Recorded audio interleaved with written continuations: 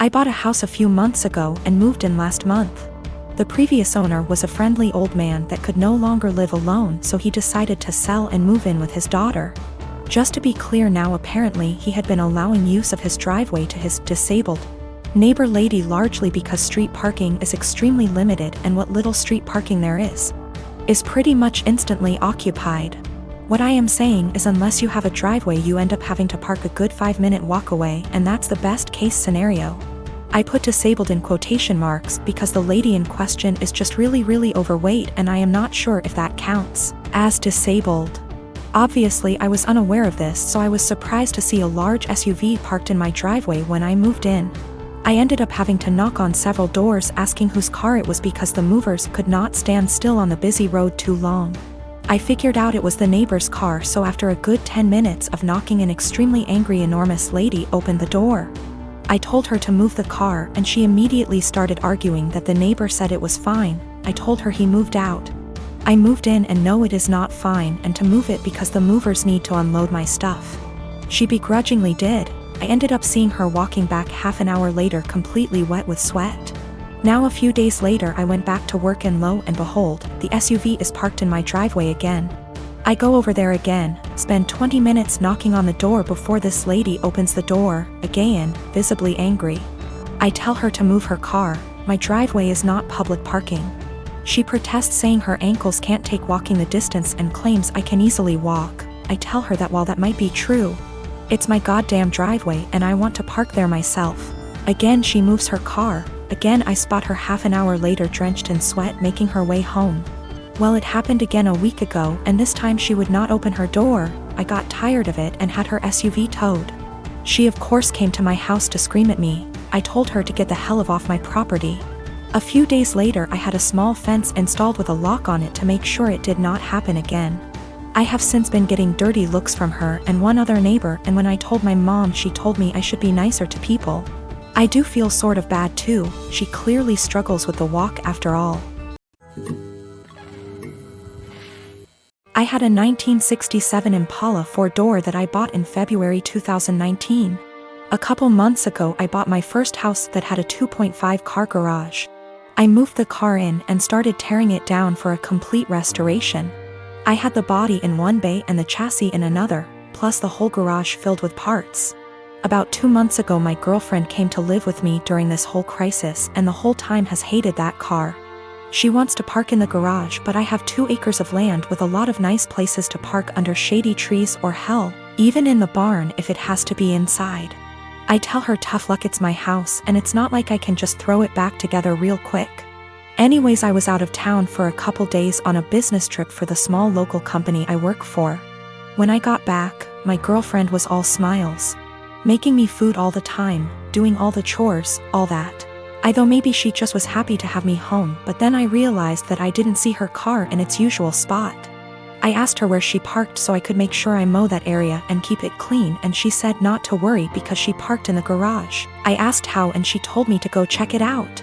Turns out that while I was gone she hired some people to come over and move everything related to that car, including the drivetrain, body, and chassis and all parts, and take it to the local dump / scrapyard. I was absolutely dumbfounded. I had spent over $11,000 on that car, including new parts, services, and the car itself. I told her that I was going to be taking her to court for that, and she brushed me off like I was being dramatic. I told her that it's done between us and to pack her things and leave. I admit I was really angry, but I did end up getting a lawyer. And as I have all the receipts for all that money spent, and I have her on my house's security cam footage letting the guys in and watching them take it all, I think I can win. Her family and friends are absolutely blowing me up, saying it's just a stupid old piece of junk, and that she cannot pay back all that money I spent, and that I should just let it go. But I have been putting all my time, effort, and money into that car for 1.5 years now, and god damn it if I am not going to get justice for what she did. I got a call from her mom about 20 minutes ago, and she told me that I was ruining her daughter's life over a stupid car. I told her she ruined her own life. I've been gathering documentation and stuff, and I'm about to head down to the police station and file a report, as suggested by Lots here. Went to the police station last night, was told to come back in the morning. Just got back and filed an official report against her for grand larceny and grand theft auto. I showed them all the receipts I had for the car and the footage of her letting the guys come and take it, as well as the title for the vehicle in my name. They said they will be in contact with all three parties, me, ex-GF, and junkyard guys, soon, and they will hopefully be able to recover some or all of the car. Just have to wait now. The junkyard guys apparently were in the middle of hiding it when the police came to ask them questions. It was on a forklift and they were gonna put it on top of a pile of cars that was hidden behind more piles of cars. They said it was theirs and they had the title, but obviously didn't have the title for it, and since they matched the VIN on the chassis and body to the VIN on my title, it was obviously mine. I know at least one person there has been arrested. I think he was in the camera footage I talked about earlier, but if it was the boss or whomever, or even his specific charge. They also told me they would be looking into this specific junkyard for any other vehicles reported stolen. They said they haven't been able to get in contact with my ex just yet, but they're working on it. I'm just so glad they found my car. Luckily, I made quite an album of pictures detailing me tearing down the car, and so I can use that to prove what parts they had were mine, so I can hopefully get most or all of it back. Police haven't let me take it back home yet, as they say it is evidence or something, so hopefully I can get it back eventually. Thank you all so much for the support and advice. The last year and a half has been hard for me, to say the least. Last March, my brilliant and hilarious and beautiful girlfriend Natalie suddenly passed away. Everyone always gave shit about us because of politics. We met in college when we were poli-sci majors. She is very liberal, think AOC, and I'm pretty conservative. We actually met because we were serving as treasurers for our school's college Democrats and Young Republicans clubs, respectively. And our groups would get together for drinks or bowling or laser tag once a month. Well, Natalie and I bonded over a lot of shared interests and we hit it off. Even if we didn't see eye to eye on many issues, debating her was stimulating and formed the cornerstone of our relationship. We've had debates that went on until dawn. We just bounced off each other. She liked to joke that we were drift compatible. I wanted to marry this woman, but she passed away before we got a chance to talk about marriage. I'm in therapy and I'm working through not having her in my life anymore, but it's been rough.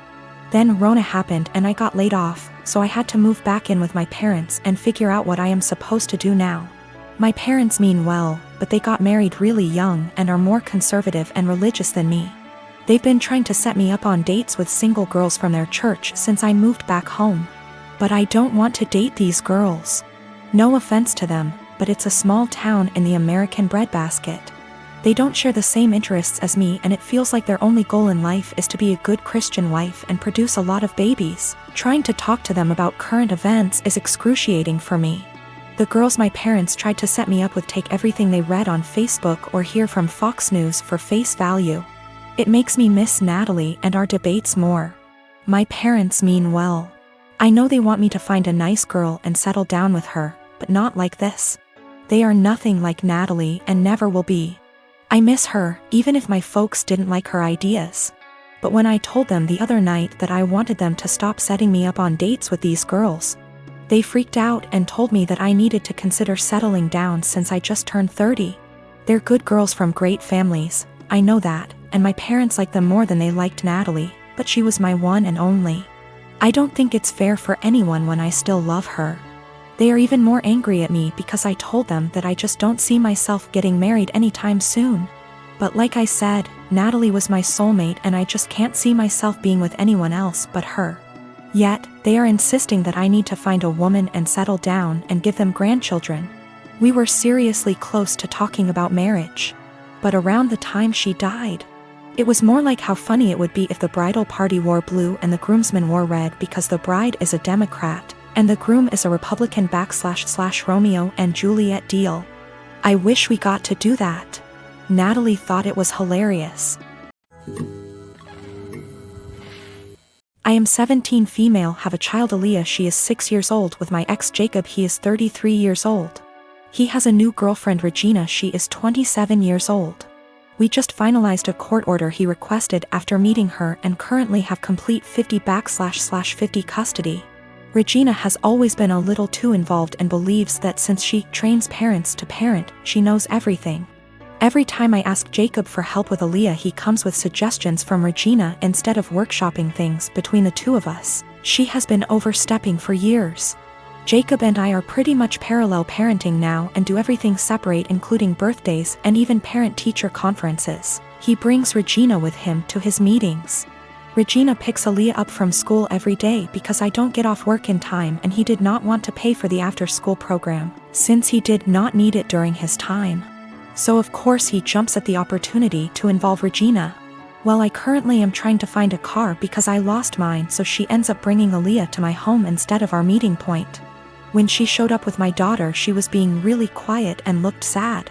When I asked her what was wrong, she wouldn't tell me, so I confronted Regina at her car, who said she took away Aaliyah's tablet and TV time because she refused to do her homework and kept her home from cheerleading practice until it was done, so she missed it. Aaliyah loves cheer, and this was just cruel to me. It's something she and Regina connect over, and she got her all into this sport just to use it as a tool to control her? To rip away when she feels like it? She's 6 years old, and that was not her place. I have told her before she was not allowed to discipline, but she said, if she is going to have Regina in her care, she will have to discipline her, and since she does not yell or hit, she doesn't understand the problem. I told her she is not a mom and should not be acting like one. She said this is why Aaliyah has behavior issues in my care and left.